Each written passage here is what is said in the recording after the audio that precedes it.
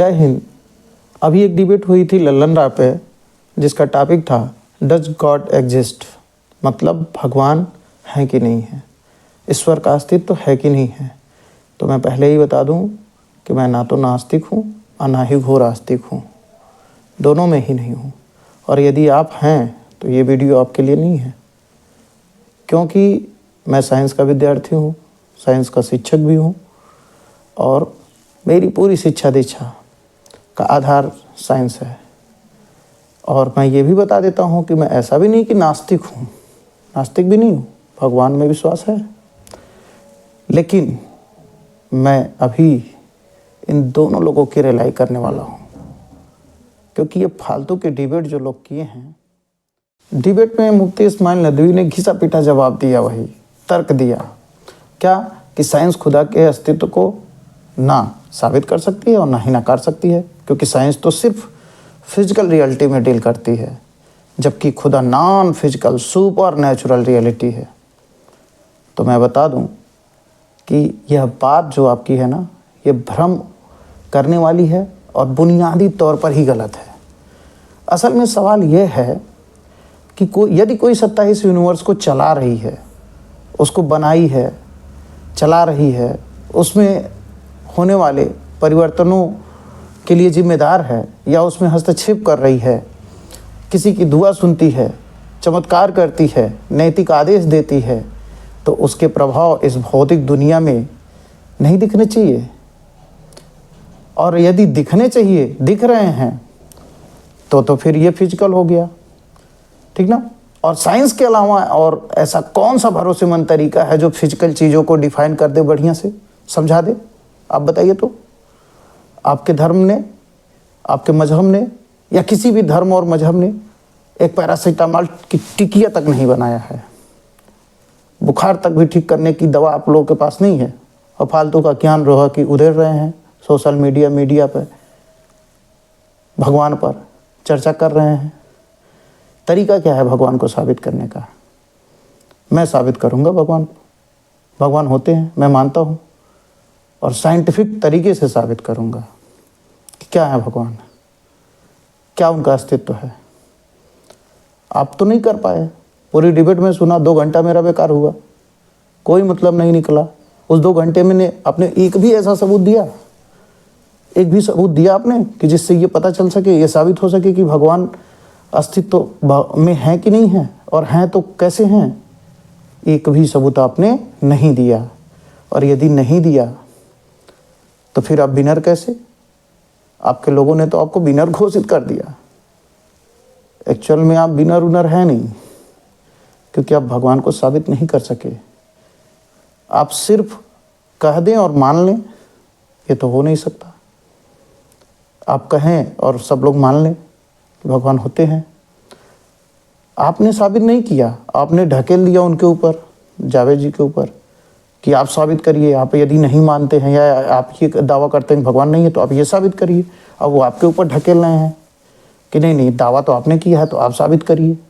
साबित तो आप दोनों लोग नहीं कर पाए। तो जब आप दोनों लोगों के पास पर्याप्त एविडेंस नहीं थे, लॉजिक नहीं थे, तो फिर ये डिबेट नहीं करनी चाहिए थी। आपने पहले ही कह दिया कि साइंस इस बात को समझा ही नहीं सकती है। क्यों नहीं समझा सकती भाई? आज तक जितनी भी मिस्ट्रीज हैं वो किससे सुलझी हैं? किसने सुलझाई हैं?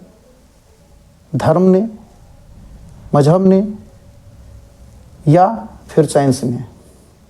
और यदि साइंस ने सुलझाई है तो ये गुत्थी भी साइंस से ही सुलझेगी।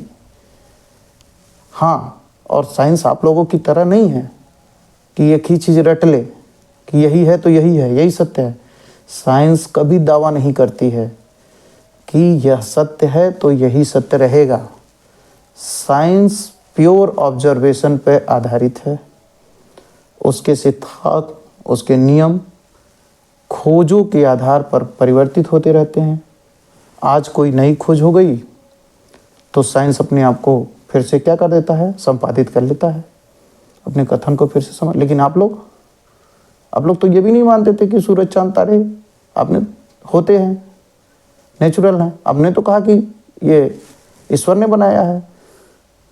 जबकि आप लोगों को ये पता ही नहीं कि इस ईश्वर ने बनाया है कि कैसे बने हैं। आप तो ये भी नहीं मानने को तैयार थे कि धरती घूमती भी है, पृथ्वी घूमती भी है।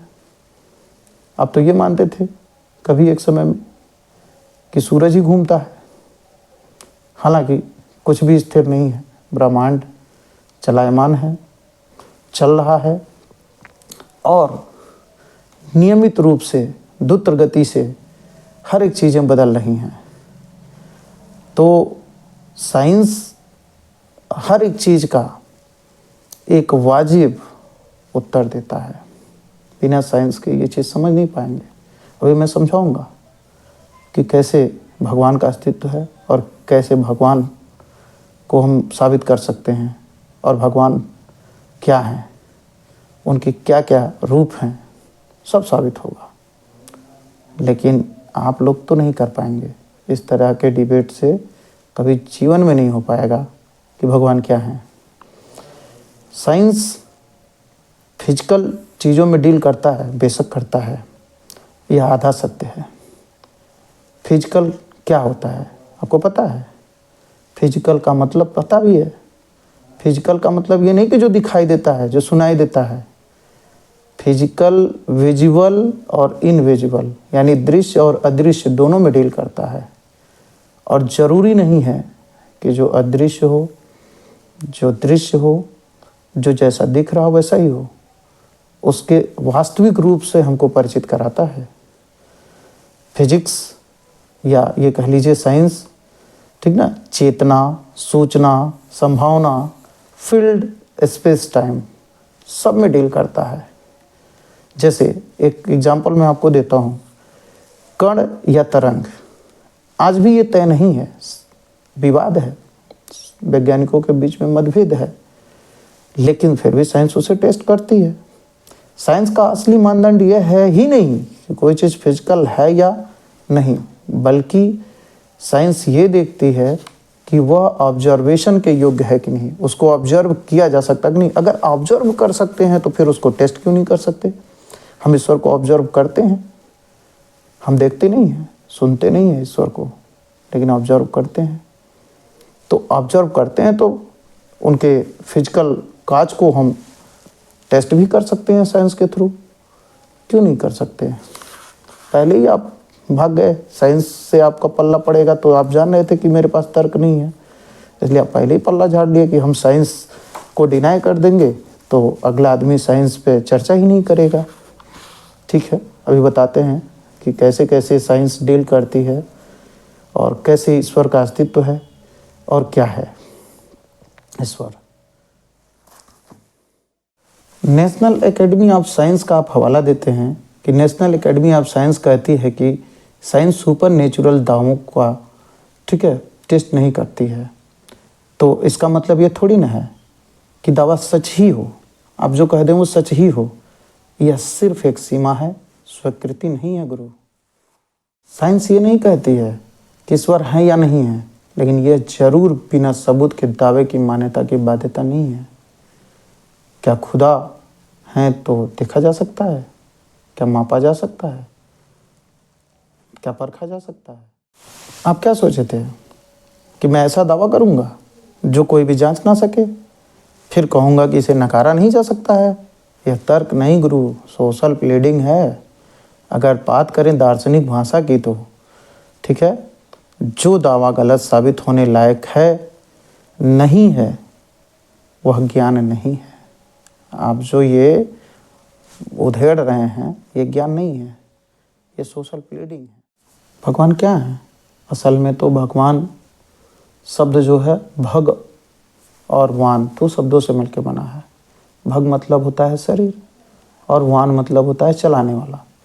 जैसे रथवान होता है ना, रथ को चलाता है, तो उसी तरह से भगवान भी हमारे शरीर को, और केवल हमारे ही शरीर को नहीं, सभी जीवधारियों के शरीर को चला रहा है। और आज के समय में किसी भी धर्म में उसको अल्लाह कह दिया जाता है, किसी धर्म में उसे ईश्वर कह दिया जाता है, किसी अलग अलग धर्मों में अलग अलग नाम हो सकता है, लेकिन भगवान तो एक है, ये सब मानते हैं। और वो भगवान को अगर साइंटिफिक टर्म में अगर हम देखें तो और कुछ नहीं है, भगवान एक प्रकार की ऊर्जा है। बिना ऊर्जा के ये संसार चल नहीं सकता। इस संसार में जितने भी परिवर्तन हैं उसके पीछे ऊर्जा ही एकमात्र कारण है। अब चाहे उस ऊर्जा को आप भगवान कह दीजिए, चाहे उस ऊर्जा को आप अल्लाह कह दीजिए, ईश्वर कह दीजिए, अलग अलग धर्मों मत मजहबों में अलग अलग नाम से उस ऊर्जा को जानते हैं हम, लेकिन असली में वो भगवान, वो ईश्वर और कुछ नहीं बल्कि ऊर्जा का ही एक रूप है। अब आप ये भी कहेंगे कि अगर ऊर्जा है भगवान तो क्या हम उसे देख सकते हैं? देखिए, ऊर्जा प्रत्यक्ष अप्रत्यक्ष दोनों ही रूपों में है। फिजिक्स में द्रव्यमान भी एक ऊर्जा है। आइंस्टीन के ऊर्जा समीकरण से यह स्पष्ट हो चुका है कि द्रव्यमान, हर एक द्रव्यमान में ऊर्जा होती है। ऊर्जा को द्रव्यमान में और द्रव्यमान को ऊर्जा में हम क्या कर सकते हैं? परिवर्तित कर सकते हैं। आज हमारा ये शरीर है, इसमें द्रव्यमान है, तो ये कैसे बना है? बताइए ना, कैसे बना है? ये शरीर ऐसे ही नहीं था। जब कोई बच्चा पैदा होता है ना, तो वो केवल 2 से 3 किलो, 2.5 किलो का होता है, औसतन 3.5 किलो का हो सकता है। और वो 3 किलो से 30 किलो, फिर 30 किलो से 50-60 किलो तक की जो जर्नी होती है, वो द्रव्यमान आया कहाँ से? कहाँ से आ गया द्रव्यमान? और द्रव्यमान आया तो इसका मतलब ऊर्जा आई। जो बच्चा पहले कुछ नहीं कर सकता था, आज वो पहाड़ तोड़ सकता है। जवान होने के बाद पहाड़ तक तोड़ देता है। जो पैदा होता है तो कुछ नहीं कर सकता है, उसके पास उतनी शक्ति, उतनी पावर नहीं है, उतनी ऊर्जा नहीं है। फिर उसको ये ऊर्जा मिलती कहाँ से है? ये ऊर्जा उसको धीरे धीरे धीरे धीरे जो वो भोजन लेता है, ये तो आप भी जानते होंगे, उससे मिलती है। उससे उसका शरीर बनता है, मसल गेन होता है। तो जो भोजन ले रहा है उसमें भी एक ऊर्जा है, और वही ऊर्जा उसके शरीर में धीरे धीरे मांस के रूप में, द्रव्यमान के रूप में परिवर्तित हो रहा है। और एक दिन में कोई नहीं बड़ा हो जाता है, वजनदार हो जाता है। ये सालों साल चलता है, तो धीरे धीरे वजन बढ़ता है, मांस बढ़ता है। तो एक तो ये है कि प्रत्यक्ष रूप में अगर आपको ऊर्जा को, यानी भगवान को देखना है, तो आप खुद को देख लीजिए, आप भी भगवान हैं। और शास्त्रों में और हर धर्मों में भी कहा गया है कि मनुष्य ही, हर मनुष्य के अंदर भगवान है। हर आदमी, हर इंसान के अंदर भगवान है। तो इसका मतलब ये नहीं कि भगवान आप जो कह रहे हैं वो भगवान है, नहीं, वही ऊर्जा। आप जब तक जीवित हैं तब तक आपके शरीर में ऊर्जा है। और ऐसा नहीं कि आप मर जाएंगे तो आपकी ऊर्जा खत्म हो जाएगी। नहीं नहीं नहीं नहीं नहीं, ये भी आप गलत सोचते हैं। मरने के बाद आपका द्रव्यमान कहीं जाने वाला नहीं है। वो द्रव्यमान जब आपको जलाया जाएगा या दफनाया जाएगा, तो धीरे धीरे धीरे धीरे इस वातावरण में ही वो, चाहे डीके हो करके, चाहे जल करके, वो फिर इन्हीं वातावरण में मिल जाएगा। वो द्रव्यमान कहीं जाने वाला नहीं है। पानी पानी में मिल जाएगा, हवा हवा में मिल जाएगी। शरीर में 5 तत्व मिल बना शरीर है, 5 तत्वों से बना है। वो 5 तत्व क्या है? अग्नि है, जल है, समीर है, हवा, गगन है, जिसको हम निर्वात कहते हैं। वो खाली जगह भी तो है हमारे शरीर में, उसी को खाली स्पेस बोलते हैं। तो ये 5 तत्व जो हैं, ठीक है, मिट्टी है, तो ये फिर 5 तत्वों में ही मिल जाएगा। ऊर्जा जो आपके शरीर की, हमारे शरीर की है, एक ऊर्जा से ही इसका सृजन भी हुआ है। अब सोचिए ना, एक गर्भ में जब बच्चा, एक शुक्राणु से उसकी उत्पत्ति होती है, तो कैसे वह शुक्राणु बनता कैसे है? खाना खाने से। खाना खाने से बनता है ना। और खाना खाते तो ऊर्जा मिलती है, शुक्राणु बनता है। शुक्राणु बनता है, वो शुक्राणु फिर जो है गर्भाशय में जब प्रवेश करता है, वहाँ जो महिला होती है, उसकी ऊर्जा से वो धीरे धीरे निषेचित होकर के एक भ्रूण, फिर भ्रूण से बच्चा बन जाता है। तो खेल तो गुरु ऊर्जा का है। और कहते हो कि ईश्वर ने सब कुछ किया है। यही ऊर्जा ही तो ईश्वर है। मैं यही कहना चाहता हूँ कि जिस ईश्वर की बात आप कर रहे हो वो ईश्वर नहीं है, ये ऊर्जा ही ईश्वर है। और ऊर्जा को ना तो नष्ट कर सकते हो। आपने एक बात कही थी मूर्ति जी, आपको याद होगा, कि गॉड इटर्नल है। मैं भी कहता हूँ अविनाशी है, वो कभी नष्ट नहीं हो सकता। और आप ऊर्जा संरक्षण का नियम पढ़े ही होंगे, law of conservation of energy. According to law of conservation of energy, energy can not be create nor be destroyed. ना तो एनर्जी को हम क्रिएट कर सकते हैं, ना तो डिस्ट्रॉय कर सकते हैं। या मानते हैं ना, ये इटर्नल है, अविनाशी है, ये नष्ट नहीं हो सकती। और भी उदाहरण अभी दूंगा, सुनते जाइए। अभी यही इतने उदाहरण दूंगा कि आपका दिमाग खुल जाएगा। साइंस आप कह दिए कि ना, साइंस इसकी सत्यता का प्रमाण नहीं दे सकती। बिल्कुल दे सकती है। साइंस नहीं दे सकती तो और कौन दे सकता है? आप लोग तो हजारों वर्ष से ये डिबेट चला रहे हैं, लेकिन आज तक कुछ नहीं कर पाए। साइंस ने सुई से लेकर के हवाई जहाज तक बना के दिया, आपके जीवन की प्रत्याशा बढ़ाई। पहले जहाँ एक आम इंसान 25-30 साल में मर जाता था, 15 साल 20 साल में औसत आयु होती थी, आज वो इंसान 80 वर्ष 100 वर्ष जीवन की प्रत्याशा बढ़ी है ना, जी रहा है ना। किसके दम पर जी रहा है? विज्ञान के दम पर जी रहा है ना। और आप विज्ञान को डिनाई करते हैं इस तरीके से। विज्ञान नहीं कुछ कर सकता आपके ईश्वर के बारे में, वो नहीं बता सकता। आप जिस ईश्वर की बात कर रहे हैं, उस ईश्वर ने मानवता के लिए क्या किया है, क्या नहीं किया है। कहते हैं ना कि कण कण में ईश्वर है, तो मैं क्या कहता हूँ, कण कण में द्रव्यमान है, तो हर एक द्रव्यमान में ऊर्जा है, तो वही तो ऊर्जा ईश्वर है। और क्या है? कण कण में यदि द्रव्यमान है तो कण कण में ईश्वर है, जो हमारे शरीर को, हमारे प्रकृति को, हमारे ब्रह्मांड को, यूनिवर्स को चला रही है। वो एकमात्र ऊर्जा है। उसी ही ईश्वर का तमगा हम दिए हैं, वही ईश्वर है और कोई नहीं है। अगर आपके अनुसार हम मान भी लें कि ईश्वर है, तो फिर बताइए हर धर्मों का ईश्वर अलग अलग क्यों है? हर धर्मों में, हर मजहबों में ईश्वर की शिक्षाएं अलग अलग हैं। कोई धर्म कहता है बकरीद मनाओ, कोई धर्म कहता है कि हिंसा ही मत करो। क्या एक ही ईश्वर के दो वर्डिक्ट हो सकते हैं, दो बयान हो सकते हैं, दो शिक्षा हो सकती है? आप लोग ये भी कहते हैं कि सब ईश्वर एक है, एक ही सत्ता है। तो मेरा सवाल है आप लोगों से, जितने भी मत मजहब या जो भी लोग हैं, अगर ईश्वर एक है, आप लोग मानते हैं, तो क्यों उसकी शिक्षा अलग अलग है? मैं एक हूँ, तो अगर मैं शाकाहारी हूँ तो शाकाहारी हूँ, मैं फिर मांसाहारी के लिए समर्थन नहीं कर सकता। ईश्वर अगर एक हैं तो अलग अलग धर्मों में अलग अलग शिक्षा क्यों है? क्यों? पता है क्यों? क्योंकि असल में इनका ईश्वर से लेना देना है ही नहीं। ये अलग अलग समय में, अलग अलग परिस्थितियों में, ये अलग अलग की तरह की शिक्षाएं दी गई हैं, और उनका पालन करने वाले लोग आज भी वो पुरानी शिक्षाओं पर ही चल रहे हैं।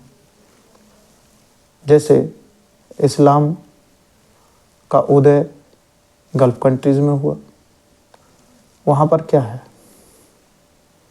वहाँ अनाज और ये सब चीज़ों का अभाव है। शाकाहारी रहते तो बहुत लोग, एक बड़ी जन आबादी खाने के लिए तरस जाती। तो वहाँ पर अगर कोई ये शिक्षा दे दे कि नहीं, मांसाहारी नहीं रहना है, तो लोग उस शिक्षा पे चल करके क्या जीवित रह पाते? नहीं रह पाते। इसलिए वहाँ की भौगोलिक दशा के अनुसार, वहाँ की परिस्थिति के अनुसार उनको बकरीद का त्यौहार, उनको रहन सहन, वेशभूषा उसी तरह का अख्तियार करना पड़ा।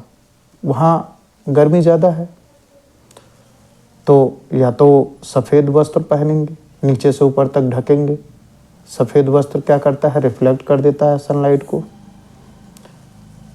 या काला कलर से पहनेंगे। काला कलर में क्या होता है कि अब आप लोग ये कहेंगे वो तो अवशोषित करता है, लेकिन काला कलर का तो छाता भी होता है, वो तो धूप को अवशोषित नहीं करता है। तो ये जरूरी नहीं कि हर काली चीज़ धूप को अवशोषित करे और ऊष्मा बढ़ा दे, अंदर की गर्मी बढ़े। नहीं, छाता भी काले ही कलर का होता है, लेकिन धूप से बचा देता है। और सफ़ेद कलर तो साइंस में आप जानते ही हैं कि रिफ्लेक्टर होता है अच्छा। तो वहाँ पर सफ़ेद और काले कलर का जो परिधान है और पूरे तरीके से ढका हुआ परिधान लोग पहनते हैं इस्लाम धर्म के लोग, खास करके अरबी, वो इसलिए है क्योंकि वहाँ उनकी जो जलवायु है उसको वो सूट करता है। हिंदू धर्म, बौद्ध धर्म, जैन धर्म, ये सब जितने भी धर्म हैं, ये अलग अलग समय काल में इनकी उत्पत्ति हुई। कुछ लोग कहेंगे कि सनातन धर्म तो आदि से है। नहीं, कुछ हजार सालों से, उसके पहले उसका कोई अस्तित्व नहीं था। और ये ऐतिहासिक प्रमाण के साथ मैं बोल रहा हूँ, फर्जी नहीं। सभी धर्म, सभी मत मजहब की उत्पत्ति ही कुछ हजार वर्षों के पहले की है, और ये सत्य है। माने ना माने वो अलग बात है। तो हर धर्म में, हर मत मजहब में अच्छी बातें भी हैं, कुछ बातें ऐसी हैं जिससे दूसरे धर्म मत मजहब के लोगों को आपत्ति भी हो सकती है। लेकिन मैं ये नहीं कहता कि आप किसी धर्म का अपमान करिए, आप सम्मान करिए, सभी धर्मों का सम्मान करिए। सब धर्मों में अच्छी चीज़ें हैं, उनको आप अडॉप्ट करिए, लेकिन पूरी तरह से कट्टर आस्तिक बन करके आपका विकास नहीं होगा। साइंस का साइंटिफिक टेम्परामेंट डेवलप करिए, अपने बच्चों को अच्छे से पढ़ाइए, उसी से आपका विकास होगा। केवल और केवल धर्म मत मजहब में जो कहा गया है वही हम मानेंगे और उसी के अनुसार चलेंगे, तब तो आप हजारों वर्ष पहले की जो बातें हैं उसी के अनुसार चलते रहिए। बीमार पड़िएगा तो दवा मत कराइएगा, क्योंकि आप जिस ईश्वर पर भरोसा कर रहे हैं वो ठीक कर देगा। ऐसा नहीं करते हैं, दवा लेते हैं ना, तो फिर दो बात क्यों कहते हैं?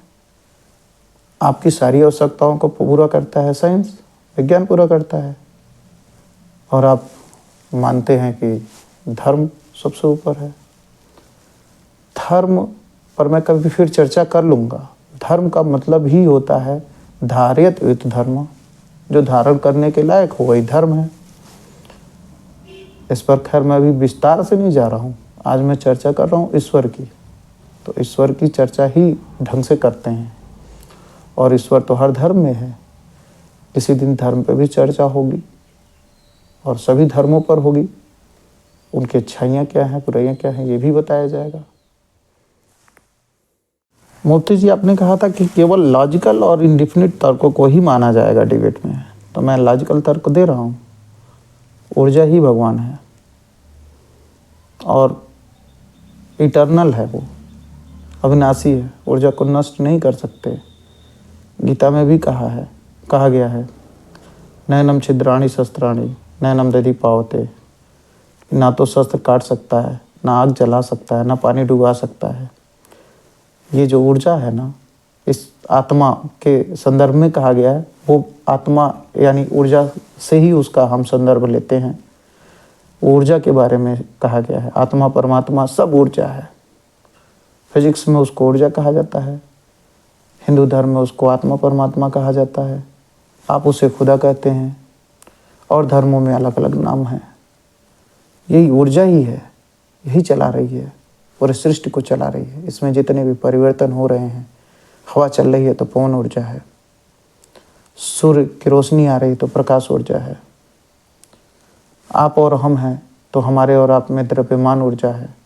हमको ऊर्जा सूर्य से भी मिल रही है, पवन से भी मिल रही है, और जो हम भोजन लेते हैं उससे भी ऊर्जा मिल रही है, और उसी से हमारा शरीर चल रहा है। तो भगवान और कुछ नहीं है। भग धनवान, भग मतलब शरीर और वान मतलब चलाने वाला। तो जो हमारे शरीर को चला रहा है, हमारे नहीं समस्त जीवधारियों के शरीर को चला रहा है, वही भगवान है। और ऊर्जा के अभाव में हम सरवाइव नहीं कर सकते हैं। आज के समय में ऊर्जा के इतने रूप हैं, और आप लोग पढ़े भी हैं कि आपको प्रकाश चाहिए तो प्रकाश को किसी ऊर्जा के दूसरे रूप में आप बदल लेते हैं। तो उसी तरह से प्रकृति भी, प्रकृति में ऊर्जा एक रूप से दूसरे रूप में परिवर्तित होती रहती है। कभी दृश्य रूप में आ जाती है, कभी अदृश्य रूप में चली जाती है। द्रव्यमान दृश्य रूप है ऊर्जा का, लेकिन प्रकाश अदृश्य रूप में है। अब ये ना ज्ञान दीजिएगा कि प्रकाश दिखता है, प्रकाश दिखता नहीं है। प्रकाश देखने में सहायक होता है। प्रकाश के बारे में तो यहाँ तक है कि वो कण है कि तरंग है, इस पर भी विवाद है, लेकिन फिर भी साइंस उसको टेस्ट करता है। क्यों? क्योंकि वो हमारे ऑब्जर्वेशन का एक हिस्सा है।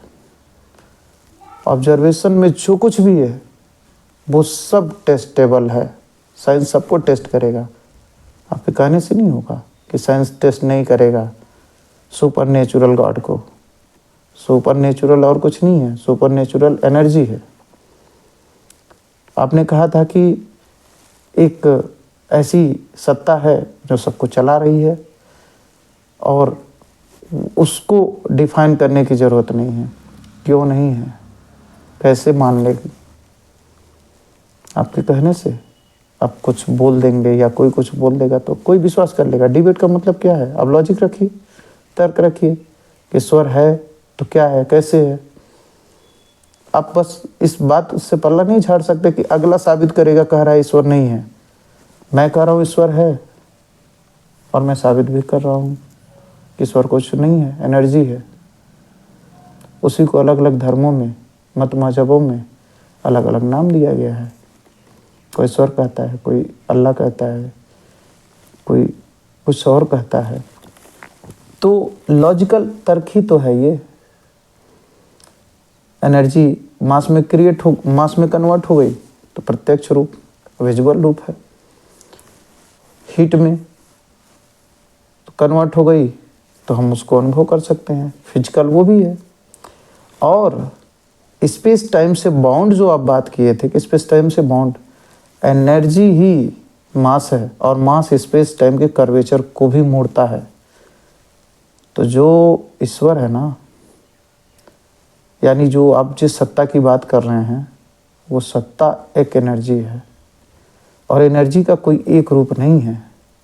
वो हमारे में भी है, आप में भी है, सब में है, सभी जीवधारियों में है। तो ये मत कहिए कि हम साइंस इसको टेस्ट नहीं करता है। साइंस से ही तो सारी चीज़ें पता चली हैं। अगर आपको कहीं जाना है तो आप अपने पैर का उपयोग करेंगे, आपके शरीर में ऊर्जा है, आप पैदल जाएंगे। और यदि और तेज जाना है तो आजकल एक से एक यंत्र बने हुए हैं, ध्वनि की गति से भी तेज चल सकते हैं। पहले तो आप लोग ये नहीं मानते थे कि आवाज़ से भी तेज कोई चल सकता था। आज साइंस ने आवाज़ से तेज चल करके दिखा दिया, ध्वनि से तेज चल करके दिखा दिया।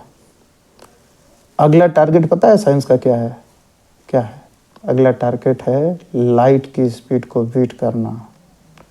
और जिस दिन लाइट के स्पीड तक पहुंच गया साइंस, उस दिन समय का लूप जो है ना, आइंस्टीन के अनुसार वो ख़त्म हो जाएगा, समय रुक जाएगा। सापेक्षिकता का सिद्धांत तो यही तो कहता है कि अगर हम लाइट की स्पीड से चलें तो हमारे लिए समय रुक जाएगा। समय को प्रभावित कौन करता है? द्रव्यमान प्रभावित करता है। और आप क्या कहे थे, स्पेस टाइम से गॉड परे है। बिल्कुल नहीं गुरु, स्पेस टाइम से परे तो कुछ भी नहीं है। एनर्जी जो कि मास एक एनर्जी है, वो स्पेस टाइम के लूप को प्रभावित करता है। ये पढ़ लीजिएगा, बहुत अच्छे से पढ़ लीजिएगा कि जहाँ द्रव्यमान होता है और बहुत ज़्यादा द्रव्यमान होता है, वो स्पेस टाइम के कर्वेचर को प्रभावित कर देता है।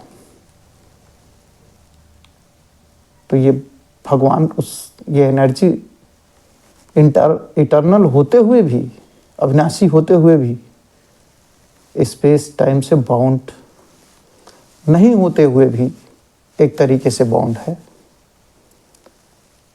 आपसे ये पूछा गया कि ईश्वर कब से है, तो आप कहे कि ईश्वर समय का पाबंद नहीं है। अरे समय ही बना है एनर्जी से। द्रव्यमान समय को जब प्रभावित करता है, समय को डिसाइड कौन करता है? द्रव्यमान करता है, एनर्जी करती है। क्योंकि समय स्पेस टाइम को के कर्वेचर को द्रव्यमान इफेक्ट डालता है उस पर, तो समय को प्रभावित करता है। और नैतिकता का पाठ तो आप कम से कम मत पढ़ाइए, क्योंकि जावेद साहब ने सही कहा है कि जहाँ धार्मिक कट्टरता है वहाँ हिंसा, रेप ये सबसे ज़्यादा है। सबसे ज़्यादा आप रेप, हिंसा कहाँ पाएंगे? अब आप तर्क क्या दिए थे कि पश्चिमी देशों में नहीं है, अरब कंट्रीज़ में नहीं है। अरे भाई, वहाँ छूट ही कितनी है, महिलाओं को कितनी छूट है, वो निकल के बाहर काम कर सकती हैं। जिस तरीके से आपने यूरोपियन कंट्री में कहा कि रेप ज़्यादा होते हैं, वहाँ छूट है, वहाँ निकलेंगी, काम करेंगी, तो जाहिर सी बात है वहाँ उनको स्वतंत्रता, अभिव्यक्ति की आज़ादी मिली हुई है, काम करने की आज़ादी मिली हुई है। तो उसमें रिपोर्ट ज़्यादा होती हैं, वहाँ तो कम से कम रिपोर्ट भी होती हैं। और आप जिन कंट्री की बात कर रहे हैं, वहाँ तो औरतों को आज़ादी ही नहीं उतनी है। मैं मान लेता हूँ कि रेप कम होते हैं, आज़ादी को रोक करके आप रेप की संख्या को अगर कम दिखा रहे हैं तो क्या ये सही है, जायज़ है? गॉड का मतलब क्या होता है? GOD, G for generation, O for organisation, D for destroy. ये और कुछ नहीं है। जनरेशन मतलब क्या?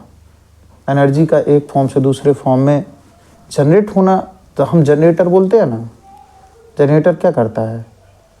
मैकेनिकल एनर्जी को इलेक्ट्रिकल एनर्जी में कन्वर्ट करता है, वो जनरेट नहीं करता है। यहाँ भी मैं जो बोल रहा हूँ G फॉर गॉड में जनरेशन का मतलब मैं ये बिल्कुल नहीं कह रहा हूँ कि जनरेशन हो रहा है ना। जनरेशन का मतलब है एक रूप से दूसरे रूप में उत्पन्न होना, परिवर्तित होना। एनर्जी एक रूप से दूसरे रूप में बदलती है। हमारे ब्रह्मांड की एनर्जी फिक्स है, ये आप भी जानते हैं, हम भी जानते हैं। एनर्जी कंजर्वेशन का रूल भी कहता है एनर्जी को ना हम क्रिएट कर सकते हैं ना डिस्ट्रॉय कर सकते हैं।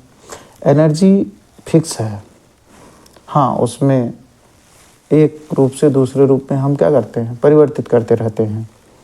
उसका ऑर्गेनाइजेशन समय परिस्थिति के अनुसार होता रहता है। कभी चीज़ें बनती हैं, कभी बिगड़ती हैं। जिसका जन्म हुआ है उसकी मृत्यु भी होगी। तो जनरेशन का मतलब क्या? एनर्जी से जन्म हुआ है, और ये एनर्जी कहाँ की है? कहीं आसमान से आई है, इसी ब्रह्मांड की, इसी आपके अगल बगल की जो एनर्जी है उसी से आपका सृजन हुआ है। और फिर जब मृत्यु होगी इसी में विलीन हो जाना है। तो जो आपके अंदर आत्मा है उसी को लोग परमात्मा कहते हैं, आत्मा कहते हैं। वो और कुछ नहीं एनर्जी है, आपके शरीर को चला रही है। अब जब वो डिस्ट्रॉय होगी तो फिर एनर्जी में परिवर्तित हो जाएगी। अभी तक एक दृश्य रूप में है, वो फिर अदृश्य रूप में चली जाएगी। और एनर्जी के रूप तो आप जानते ही हैं, दृश्य रूप में आपका द्रव्यमान के रूप में दिखेगी, अदृश्य रूप में हवा के रूप में, प्रकाश के रूप में, उष्मा के रूप में, और भी तमाम ऊर्जा के रूप हैं। कोई भी ब्रह्मांड में एक पत्ता भी हिलता है तो कहते हैं ना, ईश्वर की मर्जी के बिना नहीं हिलता है। मैं कहता हूँ एनर्जी के बिना नहीं हिलता है। पत्ता भी हिलता है तो हवा यानी पवन ऊर्जा से हिलता है। कहते हैं ना, कण कण में भगवान होते हैं। मैं भी कहता हूँ कण कण में द्रव्यमान होता है और द्रव्यमान ही ऊर्जा है। क्या फ़र्क है आप में और हमारे में? बस मानने का फ़र्क है। आपका नज़रिया है कि एक ऐसा ईश्वर, एक काल्पनिक ईश्वर जिसके बारे में कोई सवाल जवाब ना हो। मैं जिस ईश्वर को मानता हूँ वो तार्किक है, तर्कों पर आधारित ईश्वर है, ऊर्जा। आप ईश्वर कहिए, मैं ऊर्जा कहता हूँ। मैं ऊर्जा को ही ईश्वर मानता हूँ। ऊर्जा सभी धर्मों के लिए, पूरे सभी धर्मों की बात ना करिए, सभी पूरे ब्रह्मांड के लिए एक जैसे बर्ताव करती है। लेकिन आपका ईश्वर तो हर धर्मों में अलग अलग है। किसी धर्म का ईश्वर कहता है हिंसा ना करो, किसी धर्म का ईश्वर कहता है कि हमको पूजा चाहिए, बलि चाहिए। किसी धर्म में बकरी की बलि दे करके बकरीद मनाई जाती है। किसी धर्म में और तमाम बलि प्रथा थी। हर धर्म में कुछ न कुछ है चीज़ें जो अलग हैं। एक समानता तो नहीं है ना? क्यों नहीं समान है? ऊर्जा तो सबके साथ समान व्यवहार करती है। आपका ईश्वर अलग अलग क्यों है? ऊर्जा किसी के साथ भेदभाव नहीं करती है। जो ऊर्जा हमारे घर में बल्ब जला रही है वही हर धर्म के लोगों के घर में वही ऊर्जा बल्ब जला रही है। जिस ऊर्जा से, जिस सूर्य की ऊर्जा लेकर के पेड़ पौधे, जीव जंतु, सभी वनस्पतियाँ जीवित हैं, जीवन है, वो ऊर्जा तो भेदभाव नहीं करती है। वही तो ईश्वर है जो भेदभाव ना करे। और धर्मों के ईश्वर की बात करेंगे तो बहुत भेदभाव है। हर धर्म दूसरे धर्म की बुराई करता है, या मैं कहूँ कि नहीं करता है तो भी अलग तो है। हर धर्म को मानने वाले दूसरे धर्म से अलग हैं। उनकी शिक्षा अलग है, उनका पहनावा, खान पान, वेशभूषा सब अलग है। क्यों? जब ऊर्जा किसी के साथ भेदभाव नहीं करती है तो फिर ईश्वर अलग अलग क्यों है? और यदि आप ऊर्जा को ईश्वर मान लें तो सबके लिए एक ही ईश्वर है, ऊर्जा। और सच है, ये मानना पड़ेगा। आज नहीं तो कल विज्ञान हर एक प्रश्नों का उत्तर देगा। कुछ का दे चुका है, कुछ का देने वाला है और कुछ का आगे भविष्य में देगा। लेकिन जब भी देगा ये चीज़ तय है कि साइंस ही देगा। वो किसी धार्मिक किताब से ईश्वर की जो गुत्थी है नहीं सुलझेगी। अभी सवाल ये है कि क्या भगवान है? और हैं तो क्या सबूत है? और नहीं है तो इसके क्या सबूत है? क्या बिना लॉजिकल और इंडेफिनिट तर्कों को कैसे मान लिया जाए कि भगवान है कि नहीं है? तो मैं बार बार कहता हूँ कि भगवान है, और भगवान और कोई नहीं है, भगवान ऊर्जा है। और आपके एक एक सवालों का उत्तर, एक एक तर्कों का जवाब मेरे पास है और मैं दे रहा हूँ। सुनिए, भगवान खुद से बन गए हैं या फिर कोई बनाया है? ये आपका प्रश्न था। तो मैं बता दूं कि एनर्जी न खुद से बनती है और न कोई उसको बनाता है। एनर्जी परिस्थिति के अनुसार, कुछ तय नियमों के अनुसार एक रूप से दूसरे रूप में परिवर्तित होती है। द्रव्यमान ऊर्जा में परिवर्तित हो जाता है जब किसी भी चीज़ को हम जलाते हैं तो उसका